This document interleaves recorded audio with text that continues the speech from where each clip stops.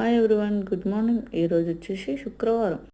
ప్రతి శుక్రవారం కూడా ఆ అమ్మవారికి అష్టోత్తరం చేసుకోండి. అష్టోత్తరం చేసుకోవడం వల్ల మనకి ఎలాంటి బాధలు, ఎలాంటి కష్టాలు రావు.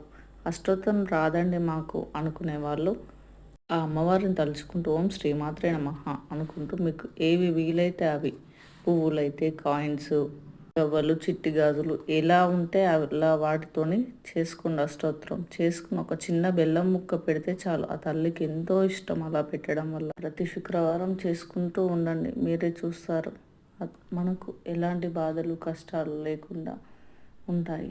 మన పూజ గది ఎప్పుడు నీట్గా ఉండాలి. పెట్టిన పూలు తీసివేయాలి. పూజ గదిని ఎంత అలంకరించుకుంటే మనకు అంత బాగా ఇంట్లో ఏమి లోటు లేకుండా ఉంటుంది.